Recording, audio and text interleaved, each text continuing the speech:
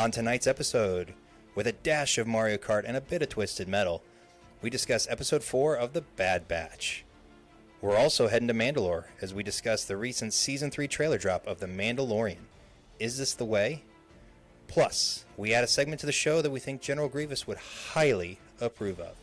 So sit back and relax. This is The Force Dyad.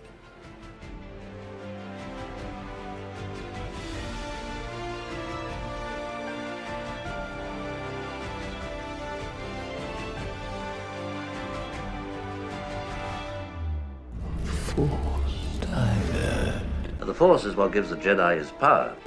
Why is the Force connecting us? I am a Jedi. Always two there are. We're a dyad in the Force.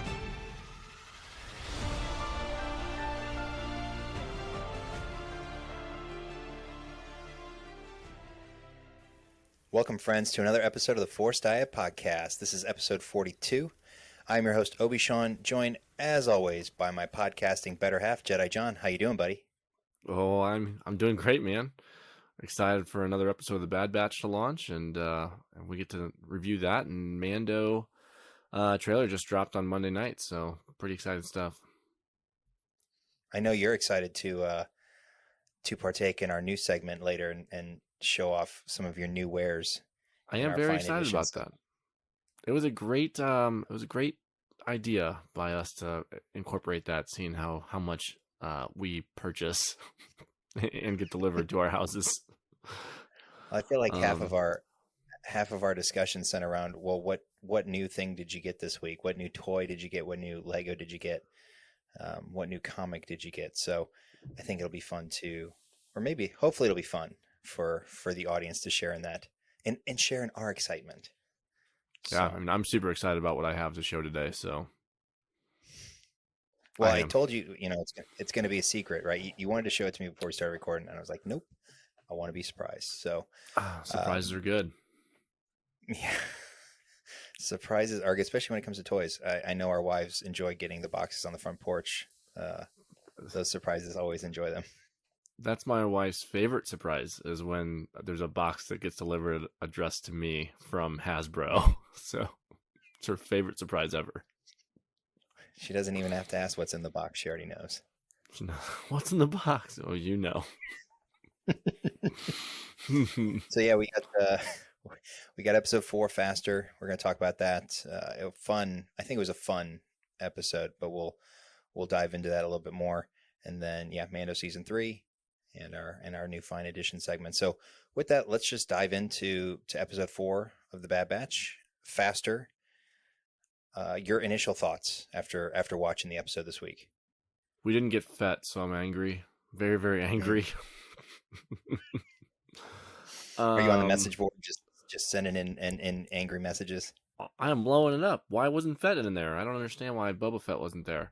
No, really, it was a fun episode, like you said. I mean, I know there are complaints out there for good reason, for some of those fans. I mean, in their minds, it should be geared towards what they want to see only. So, this is like a side quest episode, and I think I put it in the chat for us was, this is one of those episodes that my son is really going to enjoy one day when he just watches the show, and he's going to fall in love with the racing aspect of it. So, yeah. Yeah, it's one of those episodes where when you go through the Bad Batch, you'd be like, okay, well, you can watch this one and this one and this one as you edit out all of the more violent installments. This entry is much more kid friendly. It's much more lighthearted compared to the episode we got last week. So I don't know that it requires much of a recap, right? It's a side quest, like you said, for Sid. There, she needs muscle, so she takes Wrecker and Tech because they just happen to be there. We get introduced to Riot Racing on Sophatoma, which at first I thought we were going to Tatooine, but then I realized we probably will never go to Tatooine in this series. But I mean, it's the equivalent of pod racing, but as I said in the intro, with a mix of Mario Kart and Twisted Metal. So high octane, exciting, lots of gambling, as you might expect. So Sid's ringer driver is Teo, the droid, who is voiced by Ben Schwartz. And I swear, watching the episode, I could not place his voice, but he was awesome. I thought he was awesome. What did you think of? No, he was great. The droid? I mean, he was, that typical droid that's very cocky. Reminded me a lot of the droid from Mandalorian, the pilot. Like, you're not as good as me. I'm the only one that can pilot this into when they were going for the prison break with the crew. Oh yeah. I wish I could remember his name off the top of my head. Do you have a action figure of him? You probably do, don't you? Yeah, Q90. He was Zero. They called him Zero in the show. That's right. That's right, Now. That's right, Now. That's right. I could grab him real quick. Anyway, but remind me of that cockiness. Like, the droid knows that he's better than any human pilot or humanoid pilot. So, because obviously tech is brand new to the sport, trying to analyze everything, and the droid is like, "You're wrong. That's an amateur move." Like, it was very interesting watching those two go back and forth, because obviously the droid is very analytical, just like tech, and tech seeing strategies that the droid is like, "Well, that's dumb." So, interesting stuff. It's an interesting kind of conversation on the state of AI, right? We live in a digital world, obviously, and the rise of AI, as far as how intelligent can AI become, and the discussion point is, well, humans program AI, right? Humans will build these droids, or human-like creatures will build these droids, so they'll never be quite as smart as the human will. And so it's that interesting little discussion point between the fact that a human can reason and can think in the moment versus an AI, which is programmed to think a specific way based on algorithms. And the race itself, Sid gets in hot water after Teo loses, and we get a new kind of villain or gangster, whatever, Maligi, and his voice, again, similar to Teo, I could not place his voice until I looked it up on IMDb, and it's Ernie Hudson, who plays Winston in Ghostbusters. And so I love that they can get these types of actors to come in and even just play bit parts, because I think they bring so much to the show, right? Because they're familiar voices, but you can't quite place them. But they do a double or nothing bet, because Omega doesn't know what the heck she's doing. They get them in hot water. She's the very, very much we owe Sid, so we need to help her. But this is not the first time they've had to help Sid out of hot water. So I'm not really sure why she keeps going to we should help Sid. Yeah, that's interesting, and I'm wondering if that will play out over the next few episodes, or over the next half of the season, whether there's something in her past, I as to her upbringing on Camino. Maybe there's something in that which causes her to have so much loyalty to the people that she comes in contact with. Because you're right, there's not a whole lot of reason to keep bailing Sid out, other than she's their meal ticket right now. And I think that's going to be one of the big drivers for the back half of the season, as far as them deciding what their future is going to be and separating from her. Yeah, because it was almost like that he was implying that Sid maybe hasn't been quite fully honest with the Bad Batch about not just her past, but maybe what she's doing presently with their situation. We really don't know how much she's actually protecting them from outside forces, or if she's giving partial information to they're on a yeah. Yep. Mm-hmm. They're on a need to know basis, and they don't need to know. I understand what you're saying. And so Teo's going to race. Well, no, sorry. he's busted up, right? They rebuild him, and then he gets totally taken out by a crashed race. Yeah, that wasn't on purpose at all. I don't know how that happened in the pit. Shouldn't have been standing there. So yeah, Tech jumps in the driver's seat, and we talked about it again earlier, but the way that Tech is so calculated. I mean, I realize it's part of his character, and that's the whole point of him as a person. But understanding the track layout, understanding how the craft works, the fact that he jettisons his weapons to gain top speed because he realizes that the way he's going to win is not through, destroying them, it's outsmarting them. And the commentary that Wrecker provides the entire race. I know we talked about it in our text group. Oh, I love it. I loved it so much. It's just so funny. He's like, "What are you doing? You have to be in front to win." It's called strategy. It's called losing.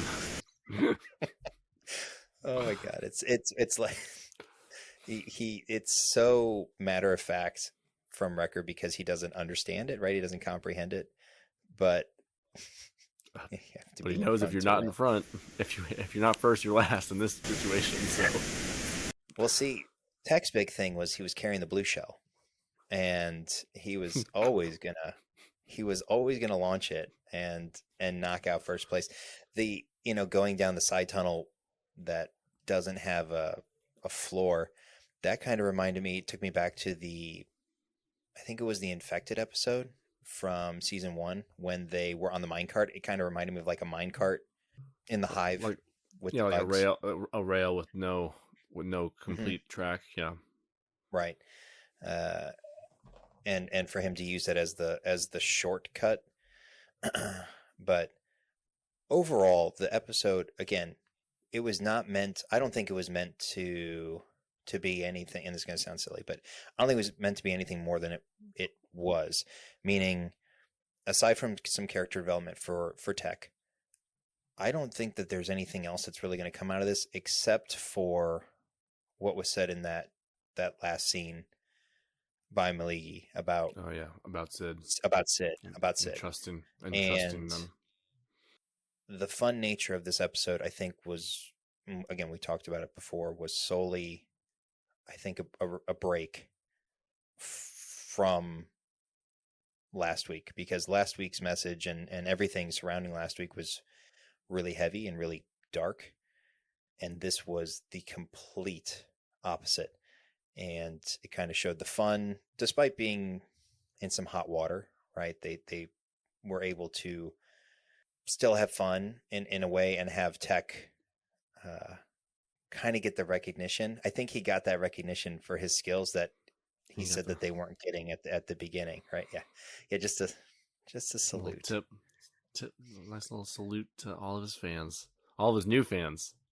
Tech, is that right? Just Tech. He has no other name.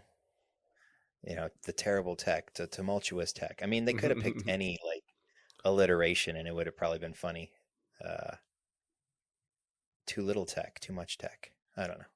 What do you think a good nickname for Tech would have been in this episode? Let's brainstorm real quick. In the middle of I don't have it. Come on, have some fun with I've this. got nothing. Fine. The titillating Tech. You're welcome. Titillating. You asked for it. So could be trickster Tech. I don't know. Those listening, let us know what Tech. The tricky Tech. There you go. Tricked out Tech. You gotta do a little shuffle with the tricky Tech. He could have been the Tech Mixer or the Techno Union or something. That's an actual thing. Well, yeah, you're right. I don't know. Those listening, let us know what you think would have been a fun nickname for Tech. Let's play along.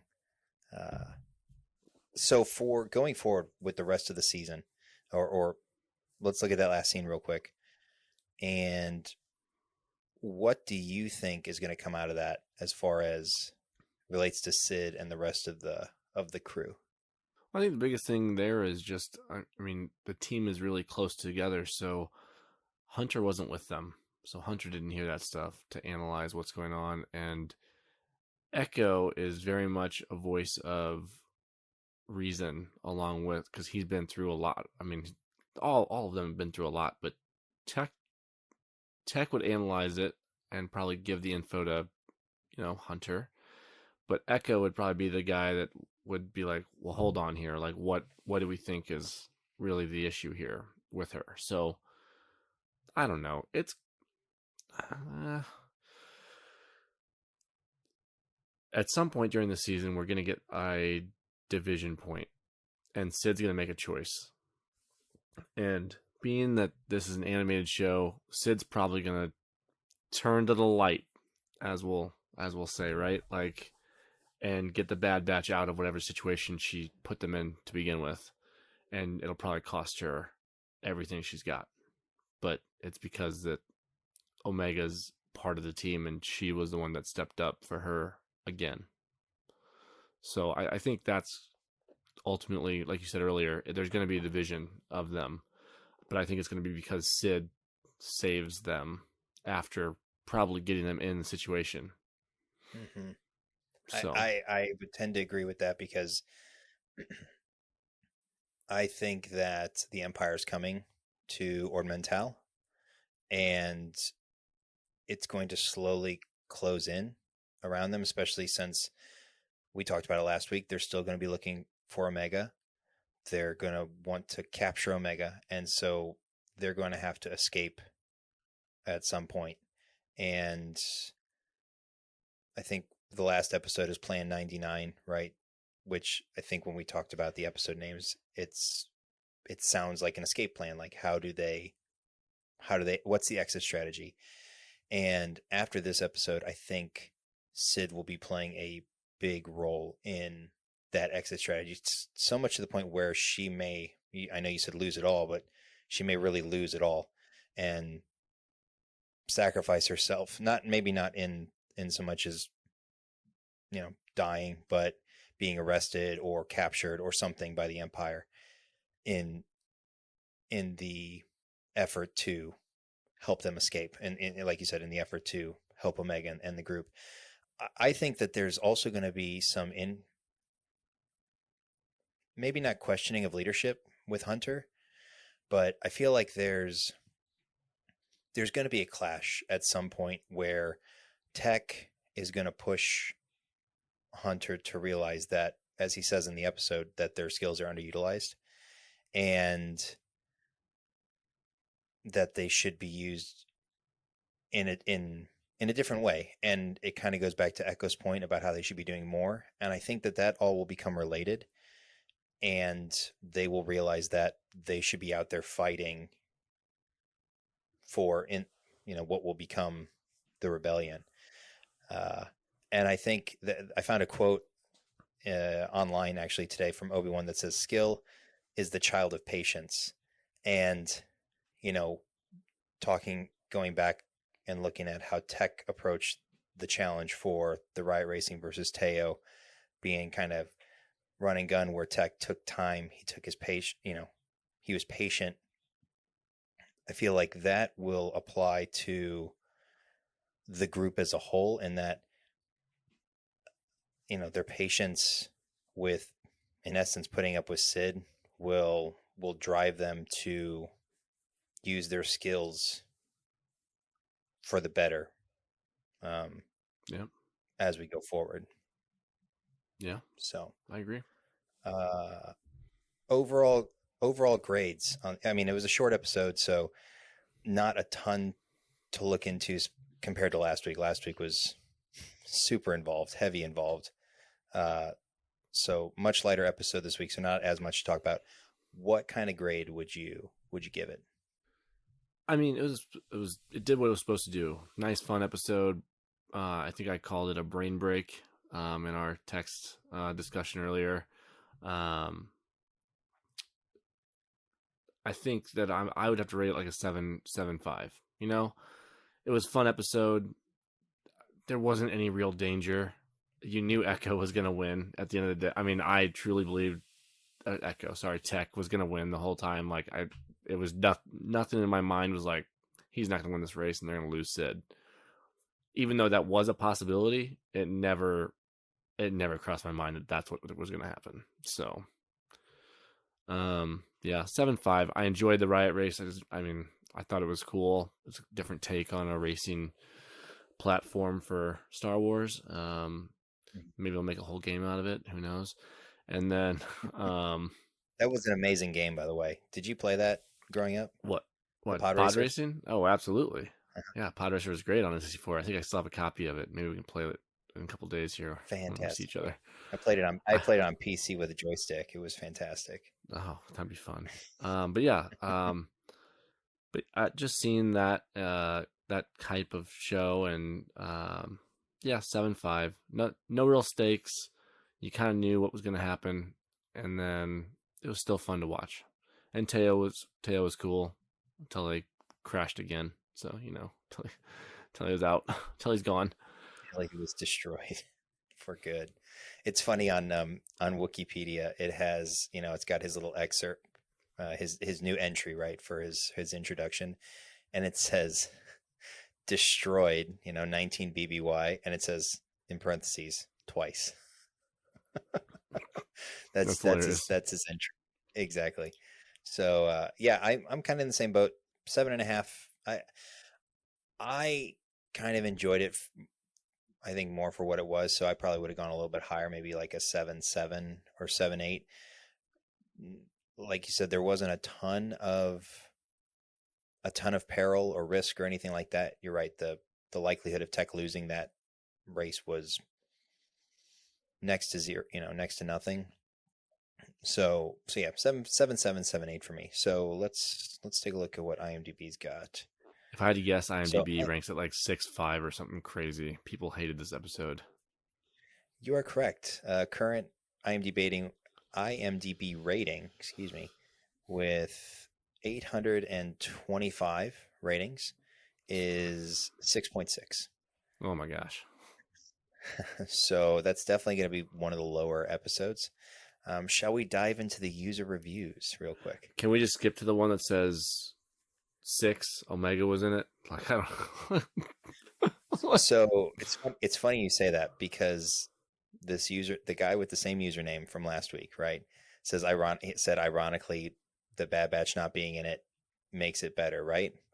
Well, this person is the first review, 5 out of 10. I said this last week and I'll say it again here. The Bad Batch is the worst part of their own show. Oh my gosh. So I'm going to say this. I'm going to guess it's a he, because the username is Posey Fan. It doesn't matter. It's public knowledge, so it doesn't matter. I'm going to say one thing here. We're talking about a cartoon TV show. Mm-hmm. Built for kids. Adults love it. Adults want to see it. Adults want the deeper, darker storylines that we want from this time period. Like, we still want that stuff. We got that in Andor. Nobody under the age of 15 is clamoring for more Andor. True. It's the older fans that want more Andor. It's the younger fans that want this animation and want these, like I said before, brain breaks. Like, they don't need everything all dark and murky and empire driven and how bad it all is right now for everyone around the galaxy. Like, that's what I want to see. But also I understand that, like, these things happen, and it's still built for kids. So we're going to see a lot of negative reviews here. I already know it, and that's fine. So this particular review actually is 4.5 out of 10, but I guess they rounded up. Said the announcer dude was definitely the best part of the episode. But believe it or not, you and Posey Fan kind of are in the same boat in that they say, I want grit, I want mature themes, I want empire. So, and that's why last week's episode was fantastic. Yeah, I mean, I gave you a very similar review last week. The reason why I rated the episode so high, I got Rampart, I got Crosshair, I got them going through stuff. Like, yeah, that gets me going. I love seeing it. That's a side portion of this show. Like, that is very much a side portion of the show, not the main beat.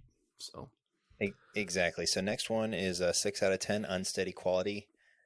What's going on with the season? 4 episodes in, we get 1 fantastic episode and 3 mediocre ones. Continuity is nowhere to be found. Have they watched the Clone Wars? Did they watch that? Did they watch the Clone Wars?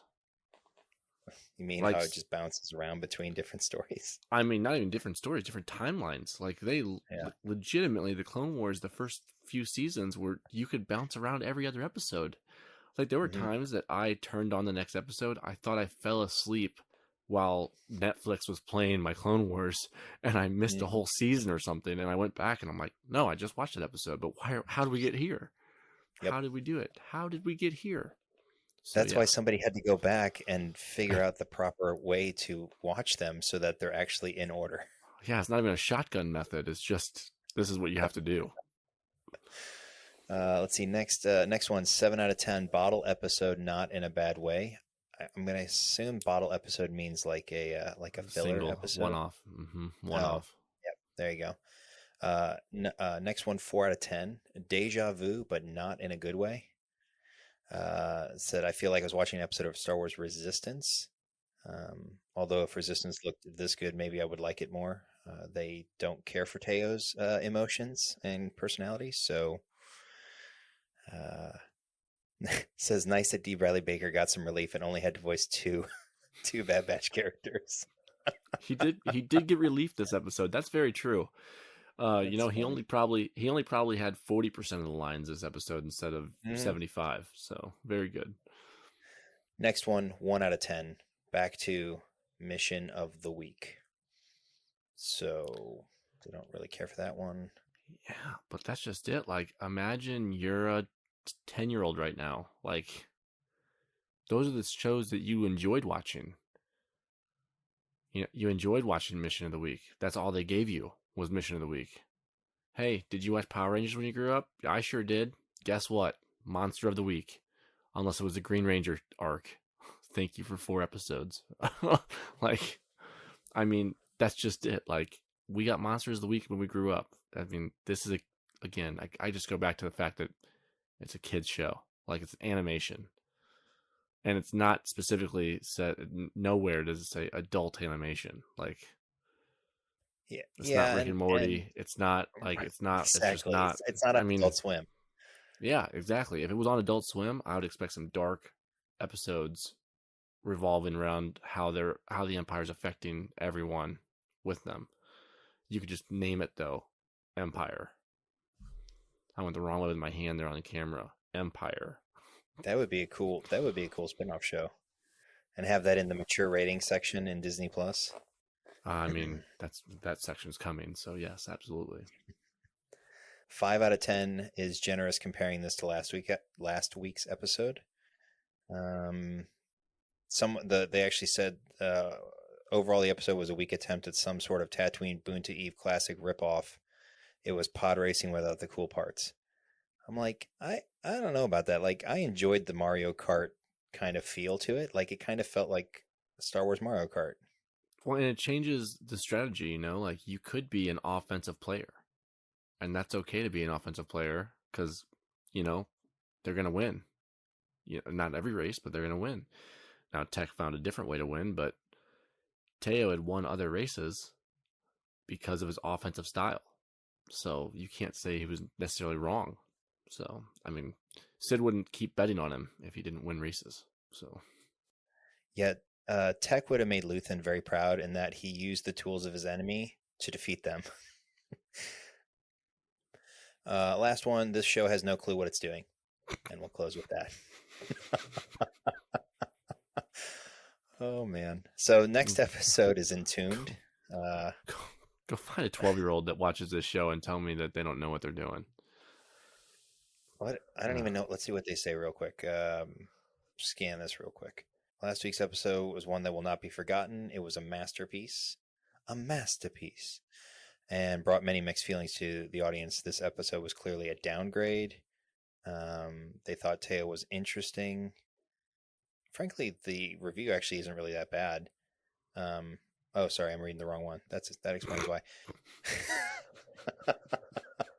You skipped from a low rating to an 8.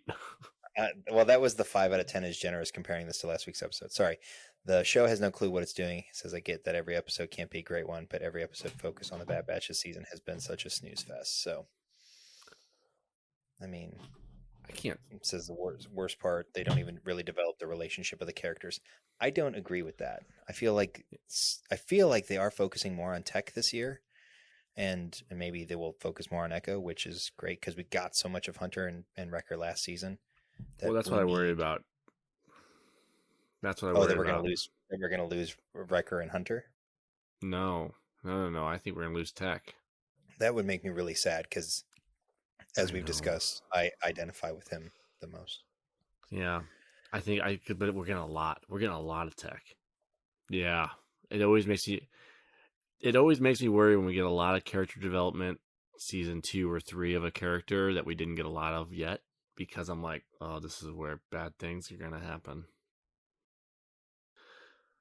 Just my experience, but I also don't know if they're going to kill off any of the main clones until the very end because, it's a kid's show again. Like, they're not going to traumatize these children. So, I mean, I don't know. We had plenty of cartoons growing up that felt the need to pull the rug out from under us. And I mean, Goku died like 4 different times, but he always came back. So, but anyway, so yeah, next week is Entombed. We'll see. We'll see if it picks up from there. Yeah, I'm good with that. I mean, I knew we were going to get some bad reviews. I didn't know they were going to be that bad, but I did see some comments and I saw a couple videos just ripping it, and I'm just like, guys, come on. It's not geared for, again, I always go back to, this is not a show for, like, I'm watching it, but it's not a show for me. It's not supposed to be necessarily a show for me, but I'm super excited to watch it every day that it comes on. So I'm going to have episodes that I'm like, oh, that was fun, but it didn't play into the main storyline like I want it to. And that's okay. That's okay for me. All right. So let's move on to our Mando Season 3 trailer discussion. So we all got to view it during halftime. If you chose to watch it during halftime of the Cowboys-Buccaneers game, or you literally just waited until after it dropped and then hit YouTube so that you didn't have to watch that stinker of a football game. Although missing 4 extra points was quite funny. Poor Maher. I wonder if he got fired yet. But a new 1.5-minute spot with, a decent amount of new footage. We've seen a good bit of it already. Like Mando with the the additional covert of Mandalorians. I think we get a new shot of Mandalore. I think the one we got before was from the N1 Starfighter, so get a new shot of Mandalore. For you, what were your high points? What new footage did you enjoy seeing most? Well, love seeing that he can still go back to the armor and still talk stuff out, basically was shunned, so it's very cordial of them to let Mando back in anywhere near them. So, yeah, I think part of it for me is just getting excited about being able to watch and we've seen the Mandalorians already in the trailers go get into battle, like we've seen them drop out and go. But that just gets me so excited. And we see Paz Vizsla again, like with his like bring it out.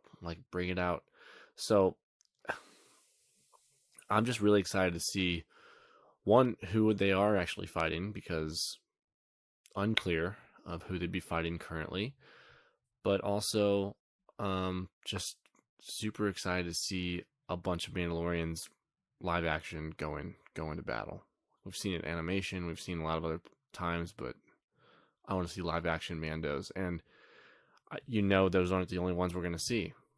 Like, the ones we've seen in the trailers are not the only ones we're going to see. So, yeah, I mean, the high points for myself, I would say probably getting to see the Gauntlet chased by the TIE Interceptors in live action is going to look awesome.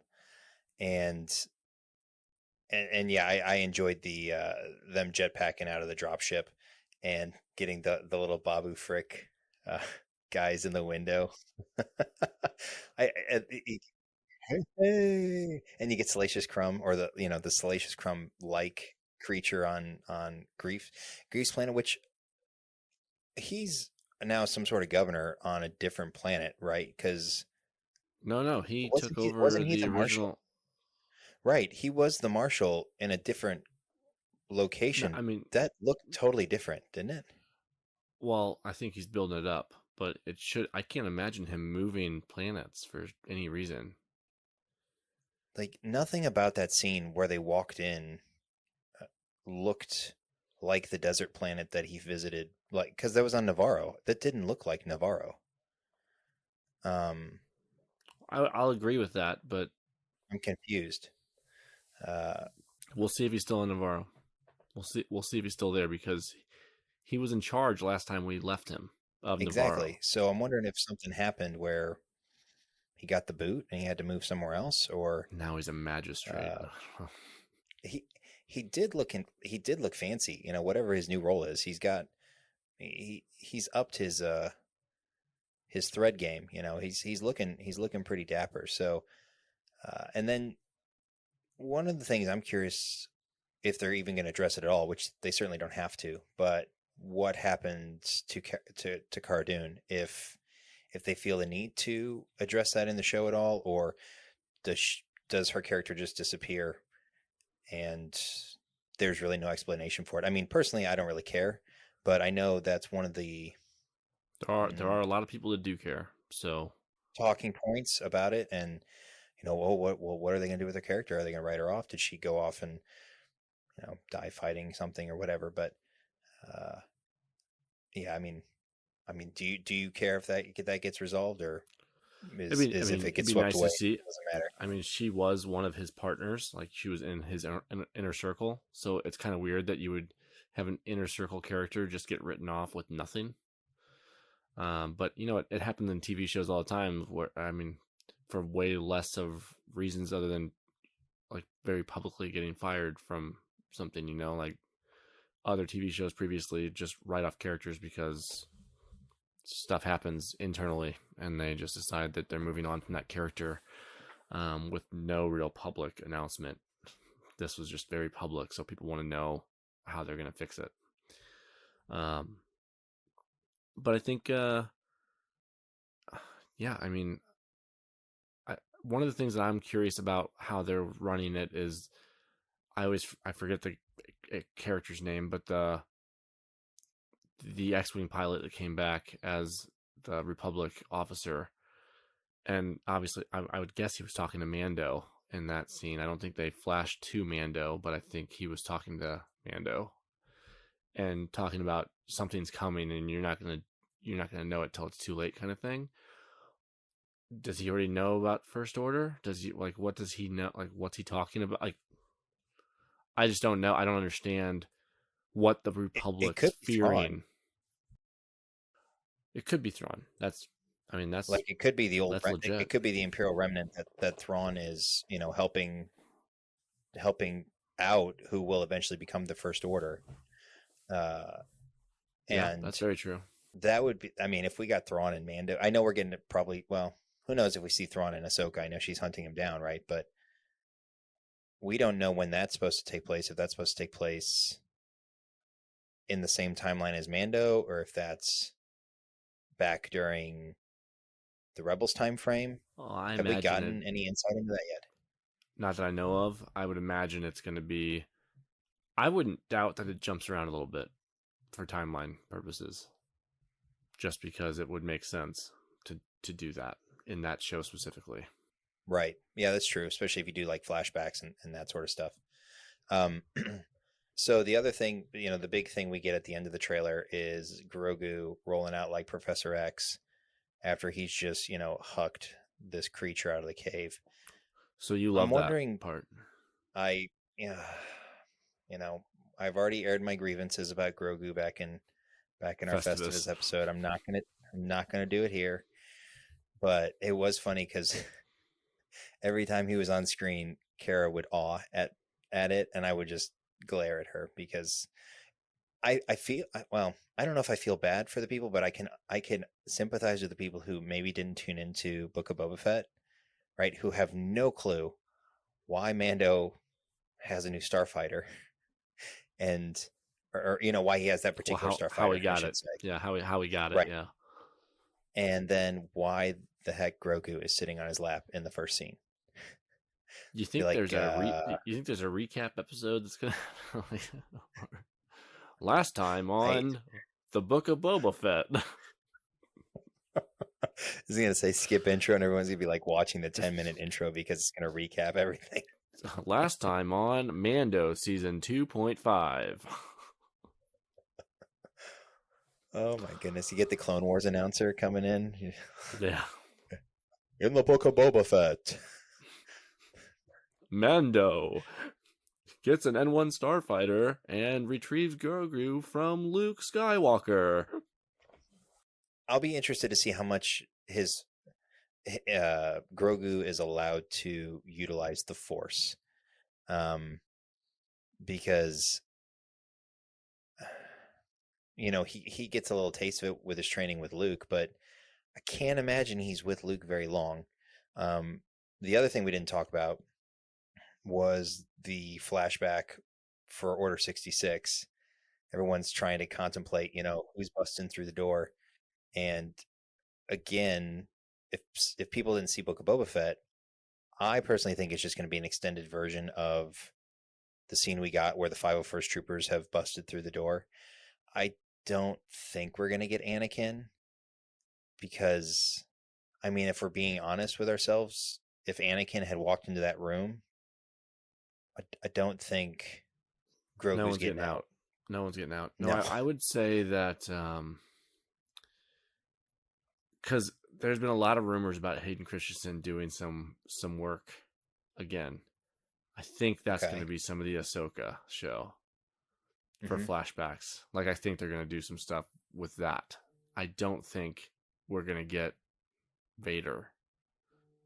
So I don't think. Well, I mean, you could get Vader as like a callback for what was not Twin Sons? What was the name of the Rebels episode where they fought? It was. Oh, I'm not gonna be able to tell you the episode name. Oh man. Okay. Well, now I feel terrible. But anyways, it could be quick flashbacks there where they're fighting on. I think that was Was that Malachor? I think when Maul's trying to lead Ezra to do everything, and then Maul turns him. Yeah, and then Ahsoka. Yeah, and then Ahsoka fights Vader right? At the top. So, yep. So yeah, that was on Malachor. So I could see that, something like that, if we got a Vader interaction. But as far as Mando is concerned, I don't think we're going to get Anakin in that same, because again, I don't know how Grogu would get saved at that point. I've seen some rumors, people throwing around the idea, oh, well, was it the Grand Inquisitor? Was it, or, well, the person who would become the Grand Inquisitor? Was it Jocasta Nu? I don't know that it's anybody we know. I would be perfectly fine having it be somebody we don't, just somebody random, because where he ends up, if it was a Jedi who retrieves him, how was he lost, right? And how did he end up with that group of bounty hunters, or not bounty hunters, pirates in, episode 1 of Mando? So it's Wanda's character. Wanda's character comes back from Bad Batch and delivers Grogu. It is I, Hondo. That's how we get Wanda back. It's this. Hondo Wanda's always coming delivers. live. Wanda's gonna come live action next season in Mando. Just wait. As a pirate. So did the new trailer hype you any more than you were already hyped for Mando, or did it like lower your hype level, or no? I think it's pretty. I think it's pretty steady. I mean, I got more excited to see some of the battle, like some of the fighting, and like knowing that we're gonna get a big battle. Which, why wouldn't we get a big battle? The only thing that we were missing in this trailer, I didn't see Bo-Katan at all, so that was a little different, because we've had her in every other trailer. But maybe that's why we didn't get her, was because why show anything else? Because we already know that she's there. So yeah, I thought the trailer overall was good. It was fun. Yeah, the hype is real. March can't get here soon enough. I've always enjoyed the Mandalorian. if I give even if I give Grogu some guff from time to time, I do still enjoy the show. So it's gonna be a lot of fun. We and talked about it I before. almost Yeah, forgot. R5 joins the team. R5 joins the team. I forgot about that. Excited to see that. That's just a cool callback. But yeah, I mean, he needed a droid to navigate the galaxy. I get that. Like, he needs a navigator. So I'm not Well, and surprised that eventually happened. they modified the ship to have Grogu's bubble go away, so that now the droid can go back to where it's supposed to go. Because Grogu's not going to not sit on Mando's lap the whole time. I mean, of course. Where else would you sit a pet in your car? What do you see? Let's just do some long range predictions here before we go into our Find Edition segment.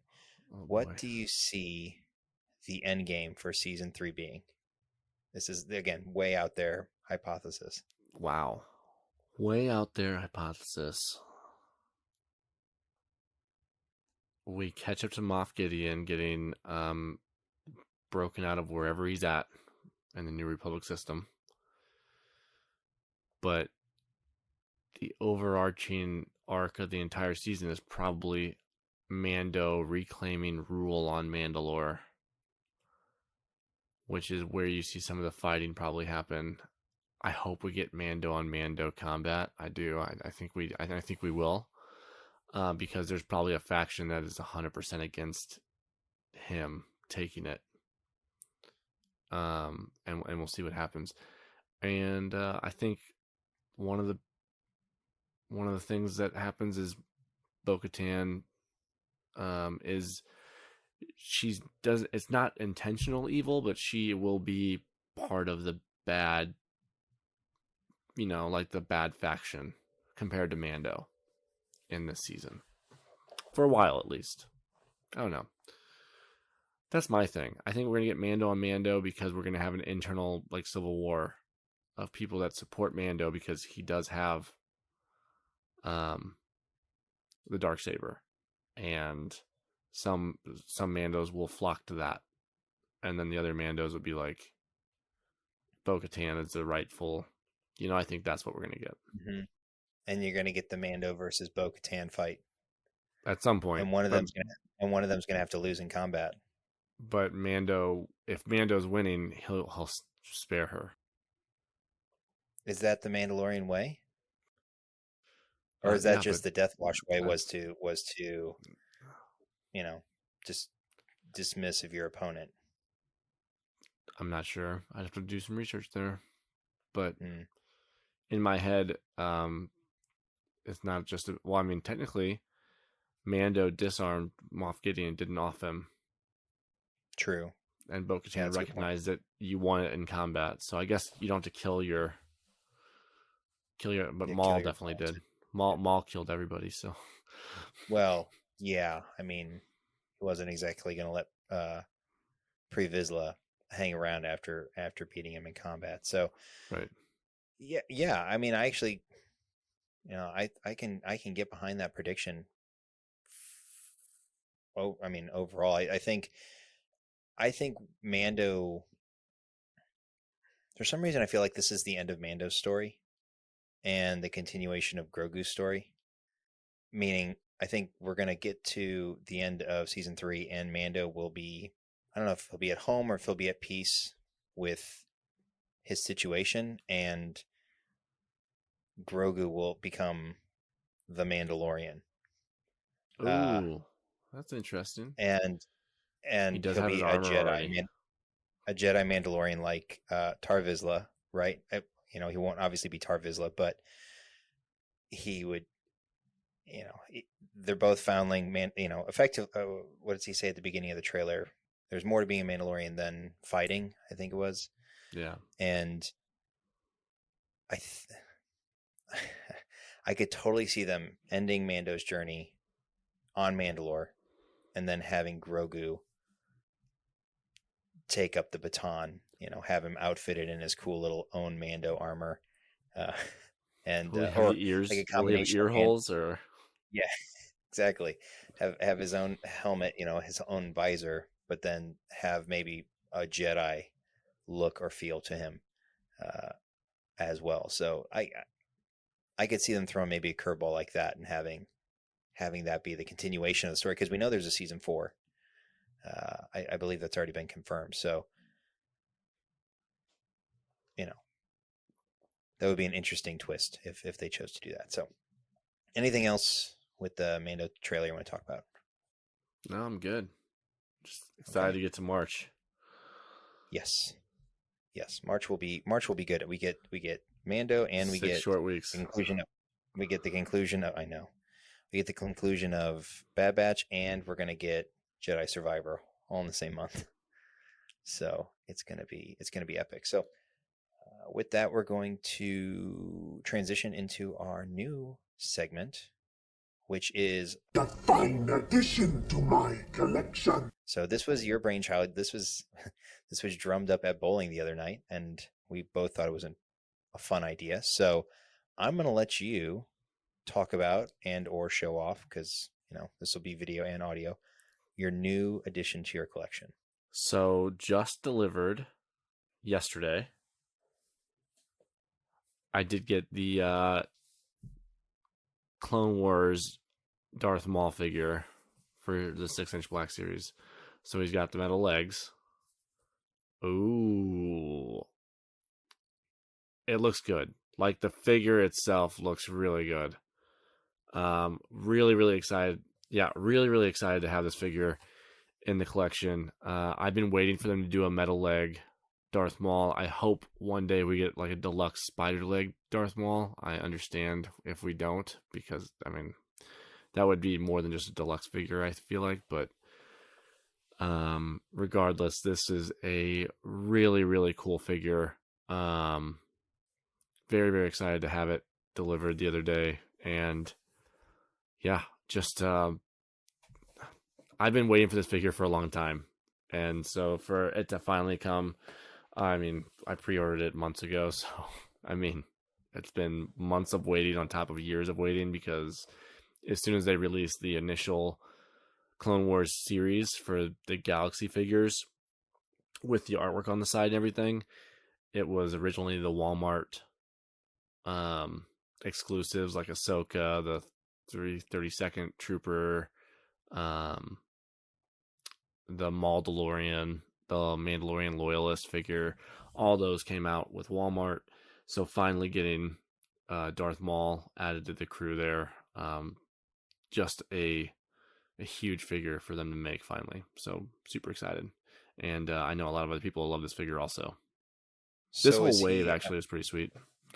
Was he an exclusive for a store, or like Walmart he was exclusive not. or something? Nope, he's just a common pack figure for this wave of Galaxy figs. I think the other one that it was in the same wave was the Aayla Secura figure. We don't have any other Twi'lek. I'm gonna say we don't have any other Twi'leks, but we might have a Twi'lek somewhere laying around. But I honestly don't think we do. So very, very excited to have her in the collection also when she arrives. I don't have her yet, but that was the other really cool figure in this the wave of figures that's coming out right now. So will there be any more additions to the Clone Wars line, beyond Maul, or is Aayla in that Clone Wars line? They're separate. So Darth Maul was in the Clone Wars animated show. Right. Aayla was in the Clone Wars movie line, which I actually believe is the first figure for that line on the Galaxy stuff. For the animated movie, or for the live action, like episode 2, the Clone Wars. Yeah, got it. Oh, Attack of the Clones, got it. Attack of the Clones. I'm sorry, I always say Clone Wars, but it's Attack of the Clones. Because there was Clone Wars. There was the animated Clone Wars movie, which I know there's a big battle on Felucia, so that would make sense if it was from that. Yeah, this one was from Attack of the Clones, which, like I said, is the first figure for that line. Which is it's weird. It's what they're doing with the Galaxy figures right now, and the Galaxy line in whole is just kind of. I get that they have to bounce around between movies, but this will be the first prequel movie that they've done a figure for. So It's an interesting choice. Yeah, at least I think they did that.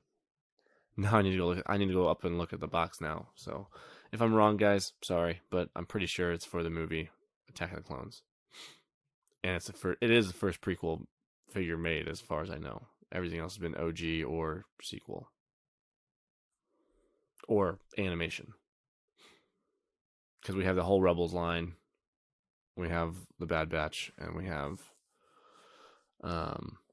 Rebels.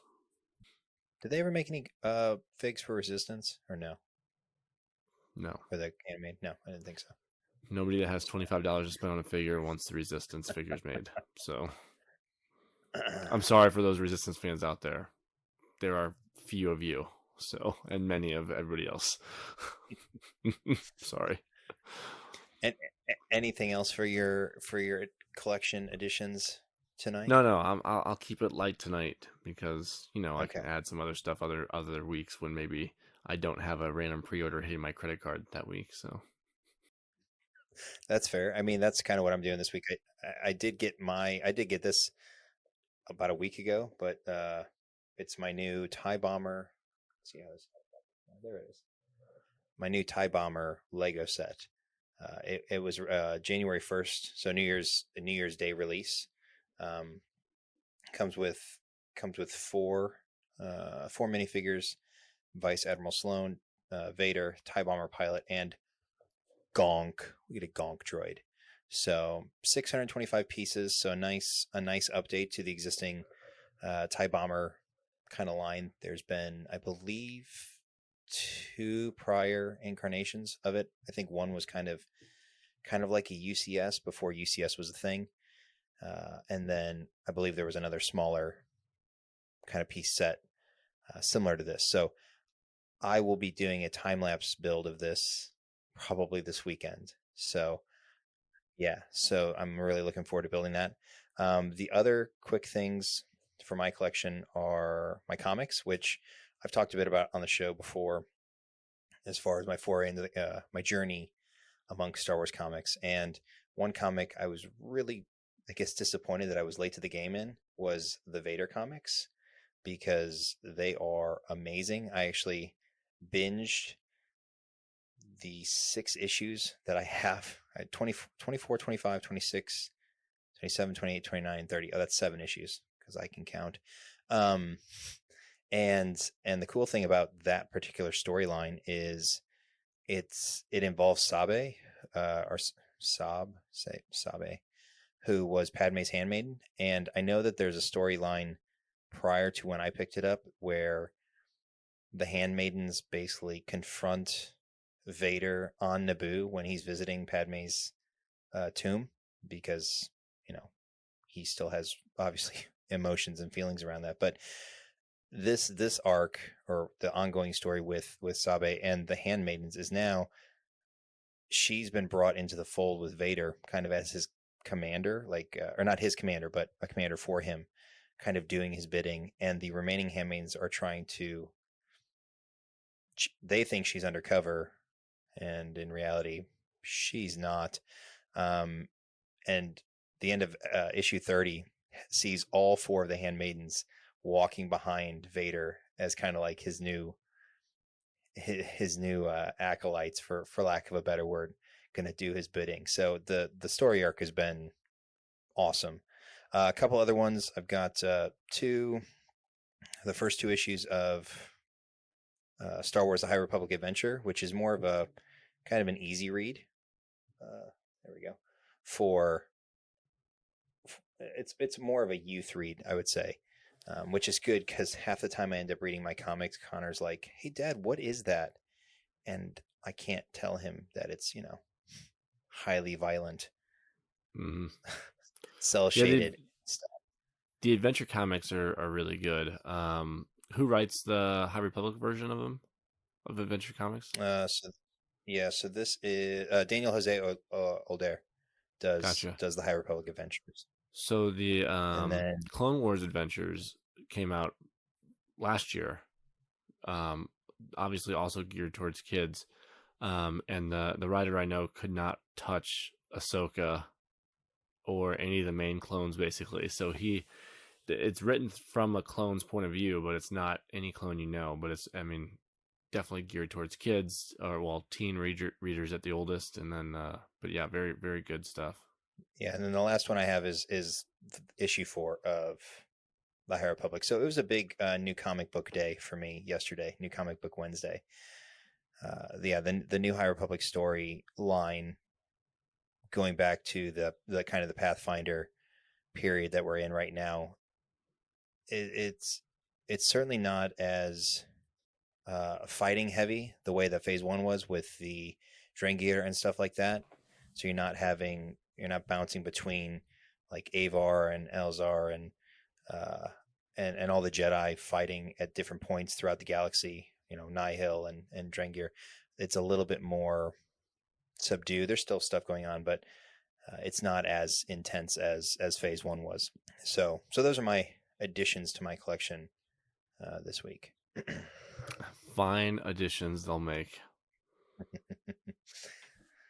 Indeed. So I'm going to bring the show to the close. I want to thank you again for joining us. If you enjoyed the show, please do consider following or subscribing. Leave us a like, review, etc. For more ways to connect, be sure to check out the show notes or the description for links to our social pages, and as well as links to our podcasting buds over on the Galactic Dads podcast. Who just dropped an episode. Yes, they did. They're talking about Rings of Power, and there's some toy talk and a couple other fun odds and ends. They break down AC Valhalla. I know Justin finally gets to dive in head first into his breakdowns. We had a lot of fun on that recording. It's a little dated, but that's okay. Still good content over there. So be sure to check them out at Galactic Dads on all the podcasting platforms. So with that, we're going to jump to hyperspace. So for Jedi John, I'm Obi Sean, and until next time, may the Force be with you.